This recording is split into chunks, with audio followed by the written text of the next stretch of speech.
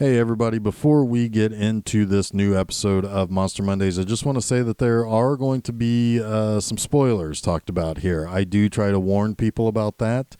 About halfway through, I do say, hey, I'm going to get into some spoilers, so you may want to stop if you plan on watching this movie. While this movie has been out for a couple of months now, do keep in mind that maybe you haven't gotten the chance to go see it, or maybe you were waiting for something other than HBO Max to be able to watch it. That being said, just wanted to give everybody a heads up that there are spoilers involved here, so be careful going forward. So with that, let's begin.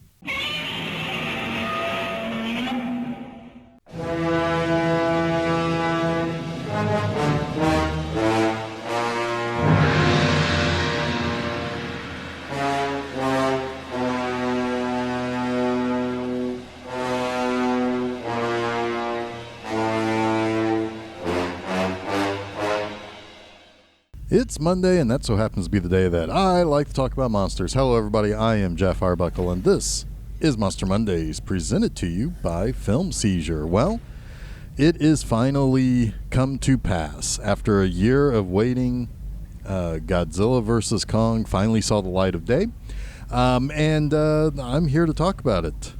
So you may be wondering, it seems like it's a little late to do a review of this movie. It came out a couple of months ago. Well, let me explain that.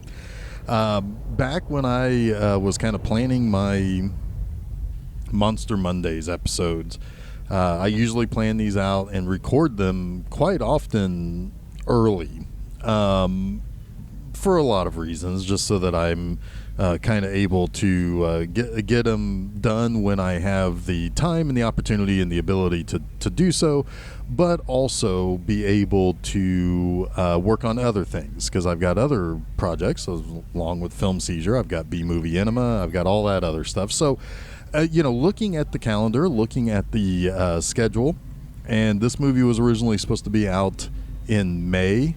I think it was originally supposed to be out like in March or April of 2020, and then because of COVID-19 it got pushed to later in the year. COVID didn't go away, so they pushed it later into 2021, and it was supposed to be out this past week, and then they decided to go ahead and move it up about 6 weeks to the end of March. So I was kind of in a little bit of a pickle there for a couple of reasons. One more problematic than the other. The first was, I always have kind of done this thing. The first episode of Monster Mondays was the 1976 King Kong. The 25th episode was I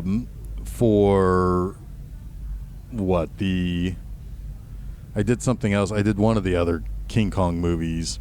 Or no, it was the 50th. So the 50th episode was the original Kong. The 100th was kind of a spiritual brother in Mighty Joe Young. And here, we're kind of hit another 25 milestone. And while I didn't really necessarily do it for the 25th episode, I thought, oh, look, nice round 125 episodes. I can do Kong, Godzilla versus Kong. Well, then they moved it, and so I thought, I could keep everything as it is. I still hit that nice little round number hitting a Kong movie. By the way, episode 150 later this year is the 2005 Kong that Peter Jackson did. So, I could do that, or I could move everything around. Well, the problem with moving things around was that while March and May both had 5 weeks, and it could have just easily flipped them, it didn't really... it doesn't really work out all that well, because then what ended up happening was that they originally moved it to the last Friday or the last Thursday or Friday or whatever in March, and then they moved it to March 31st anyway. So I'm glad I didn't move it. I just left everything as it is. You don't care about the behind the scenes stuff of this. You want to hear me talk about the movie that is kind of maybe the first sign that that movies are going to be kind of back and kind of doing well. This movie did exceptionally well overseas. So let's say to hell with all of that behind the scenes drama that I had to deal with. Let's talk about two giant monsters punching the hell out of each other for several scenes in this movie. So this is going to be a little bit different of an episode. Normally I kind of go through a little bit of the plot. I talk about what happens in the movie. Then I usually come with 3 things that I like. I'm going to kind of do things a little bit differently this time, because this is going to be a little bit more of a review, because this is something that is a little bit more new, a little bit fresher. I will be talking about some spoilers, so if you haven't seen this movie, you still want to see it, just be aware that there are spoilers, and I will talk about that when I get to it.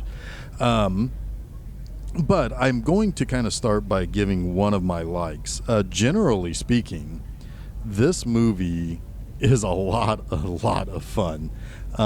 It is directed by Adam Wingard. Wingard has done a handful of other things, and one of the things that he kind of does is he seems to have a sense of really wanting to be kind of reverent if he's doing something. Like, for example, he did the 2016 Blair Witch, which I know not too many people liked. I actually did quite like it, because there was at least a little bit of a flavor of that original 1999 Blair Witch Project that this was kind of sequelizing. It certainly left a much better taste in my mouth than the actual Blair Witch 2 movie. But I get the impression that Adam Wingard really tries to understand some reverence, or have some reverence to stuff that he's doing. So with that said, there are things that either he did the homework on, or he is a huge fan of Godzilla, that he was able to kind of pluck some things from past movies, from past from past ideas and things like that, and really kind of was able to fit it into this movie very nicely. In a lot of ways, I kind of feel like this movie is a little bit of a finale. Like, I don't really know where you go from here other than to start over. Where Godzilla and Kong end up in this movie is I don't know if there's really anything to do with them, at least in this series. So in that, he does kind of feel like it's a little bit like, hey, let's go out on a high note, let's go out on a bang, and I'm going to do some stuff that pays respects to not just this series, but everything before it. It's hard to really say what the future of this franchise is, because the Godzilla movies, I don't know if they've necessarily performed quite as well as Warner Brothers would have liked, but I think Kong Skull Island did, and maybe surprisingly so. So it's really kind of hard to say exactly where they think this is headed. So it may be a long time before another American production comes along, even though this movie performed exceptionally well overseas. And like I said at the beginning, there is kind of a hint that maybe big time movies can kind of make a return a little bit. It'll be slow, but maybe it'll come along. So with that, let me get into a little bit of the plot, and then I will kind of give a spoiler warning. So first and foremost, this movie deals with basically, after Godzilla King of the Monsters, he has basically kind of reined in a lot of the Titans. There aren't necessarily any Titans that attacks. There have been some positive effects on the ecology and the ecosystem of Earth since the Titans have kind of woke back up. But there is one thing that we see at the very, very beginning, which is Kong is being protected on Skull Island. I don't know if it's a sense that they're protecting him from a fight that they don't think he could win, or protecting him from being, like having a surprise attack. They're not exactly sure what Godzilla is capable of when it comes to Kong. So they have kind of built this containment dome that Kong is living in. And I always kind of look at it like this. Yes, both Kong and Godzilla are kind of apex creatures when it comes to these Titans. However, it's kind of like humans are apex creatures, but without some of their tools, without some knowledge, they're not going to do very well in the environment of another apex creature. Like all of our collective intelligence, or anything that I could say, oh, I know what to do, or I know how to do this, or I know what to do here. That's not going to do me very, very well if I'm dropped in the middle of a jungle and a tiger is angry at me. So it's the same kind of idea. I am the apex creature as a person, but the tiger is in his element. So I have a feeling it's a little bit like that. Kong is being protected against the other apex creature. Now, Godzilla, meanwhile, is getting a little agitated. He's starting to kind of attack certain things. For example, there's this company called Apex that seems to be the first target for Godzilla. He shows up in Pensacola, Florida, and blows up an Apex plant. This begins kind of an investigation with a trio of humans.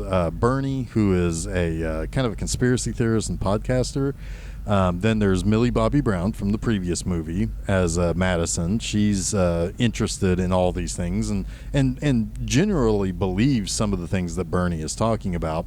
And then there's Josh, who is Madison's friend. And they kind of go on this investigation where they find out exactly what Apex is doing. Now, meanwhile, Apex has hired a doctor by the name of Nathan Lind, who is played by Alexander Skarsgård, whose brother was a kind of an expert on the Hollow Earth theory, and had apparently been able to kind of get into this kind of shaft in Antarctica where they was going to access the Hollow Earth, but there was an accident because, the gravity in the center of the Earth is a little goofy. So that's so he's kind of brought in as this other expert to to help Apex. Basically, they're going to help each other. Apex is going to help him finish his brother's research, and Lind is going to help Apex get information about the Hollow Earth. What we find out, though, is that to really figure out the way to get to Hollow Earth, even though that there is a basic tunnel there is a thought that Kong would have some sort of hereditary homing concept, to where if we can bring Kong from Skull Island to Antarctica, send him down the tunnel, he will lead us to various things that Apex is looking for, and that Dr. Lind is hoping to also find as well. So the problem is that you got to remove Kong from Skull Island, and the moment that they do that, sure enough, Godzilla comes and he attacks, and they have their big fight in the on top of a aircraft carrier underwater, all of that. Kong barely survives that. Once he gets to Antarctica, we do find out, and this is a little bit of a spoiler at this point, so I will go ahead and say spoiler alert from this point forward. If you haven't seen this movie, you might want to skip ahead a little bit. So yes, indeed, Hollow Earth is where the Titans come from, and there are all sorts of these little creatures and various other monsters that are in the Hollow Earth. Kong leads them to what appears to be something of a temple that was built by other species like Kong, he finds this axe that appears to have been made from a piece of like a Godzilla spike. And it creates a power source. And when he activates it, Godzilla, who has now gone to Hong Kong to attack Apex, and I'll tell you why he's gone there here in just a minute, but Kong activates this power source. Godzilla senses it, blasts a hole into Hollow Earth that now gives another access point that they can kind of exit out of. And they end up having a little bit of a fight in Hong Kong, and it's a really, really cool knockdown, drag-out fight. I'll talk a little bit more about that here in just a minute. But what we find out is the reason why Godzilla is in Hong Kong is because Apex has built a Mecha Godzilla.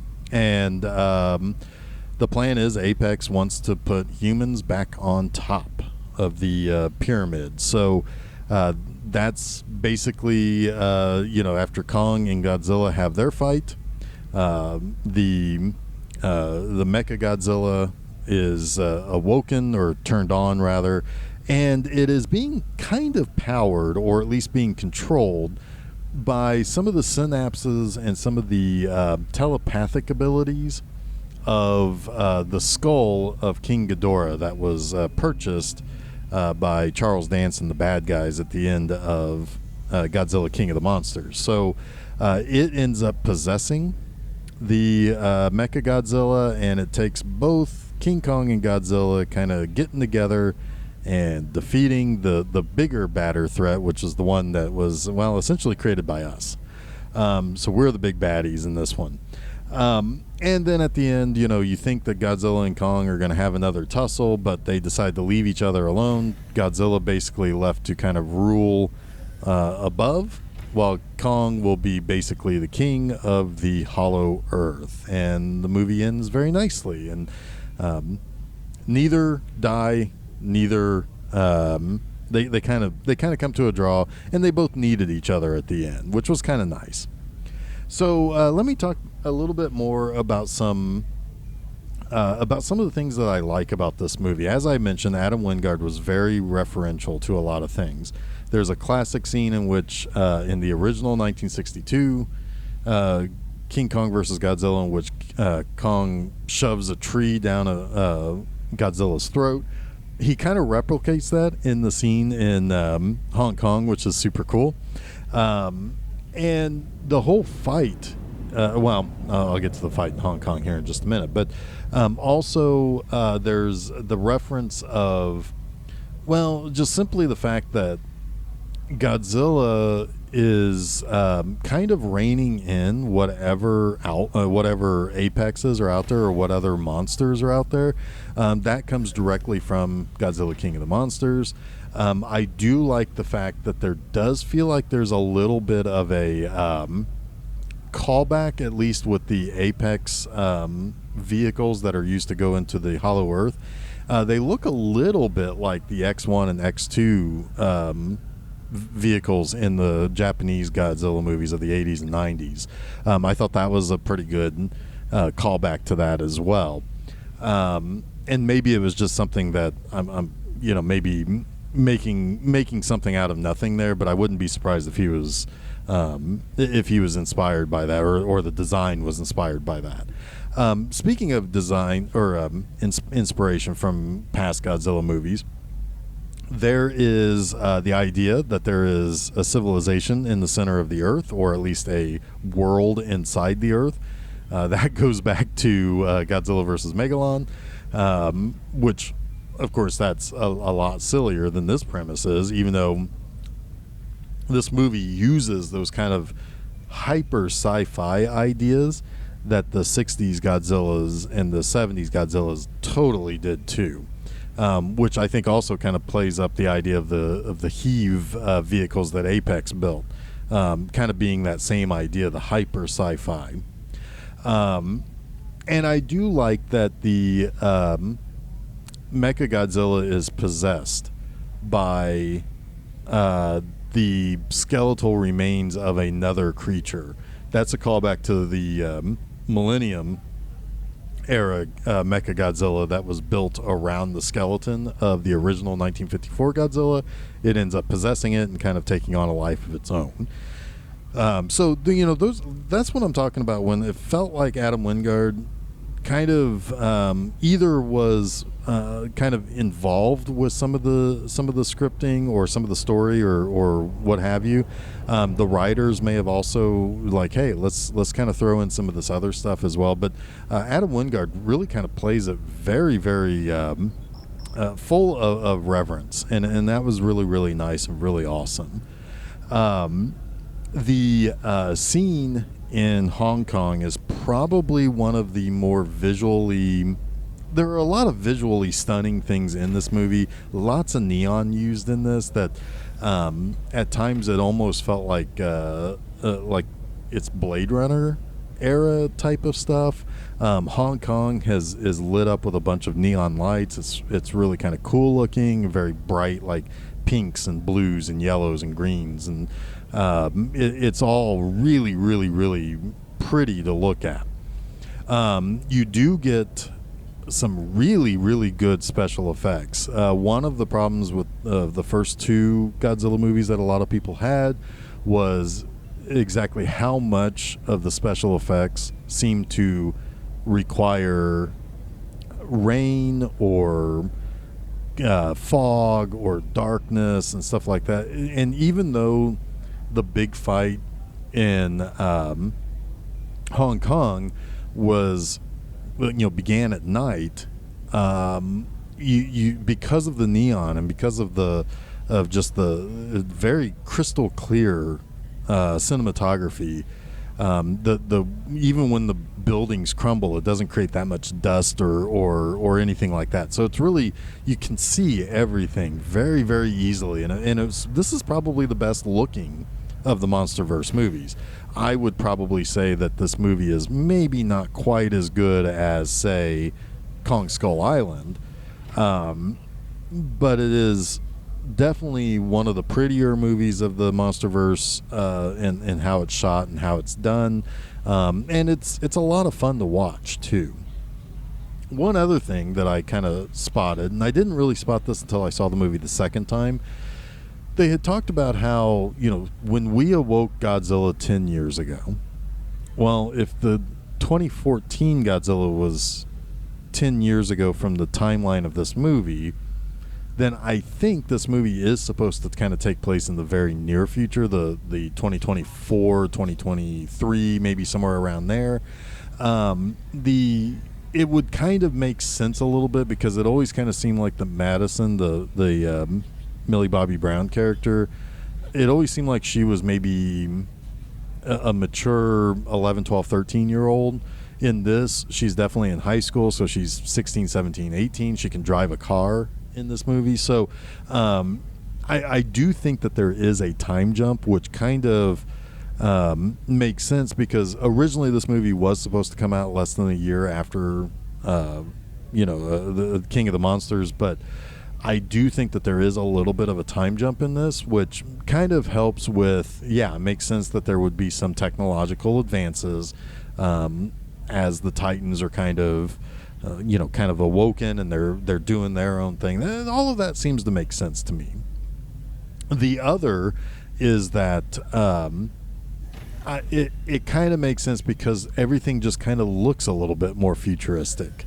And by futuristic, I mean, like neon Hong Kong, that sort of futuristic.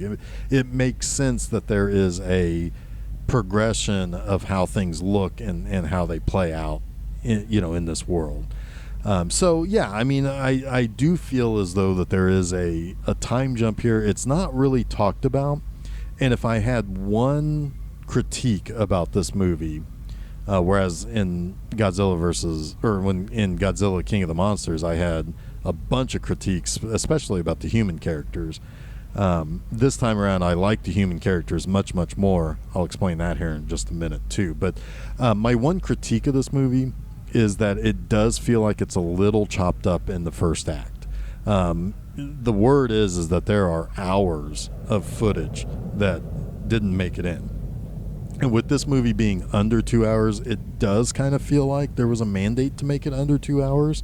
I do feel like that the first act was probably a little bit longer, but you can't argue with the fact that you see King Kong before the credits, and shortly after the credits you see Godzilla. So it does have a very quick pace in the first act, but it does feel like there are a few places where you think, I wonder if connective tissue's been cut out here. Things that aren't necessarily important but might help bridge some things that happen later or things that you see.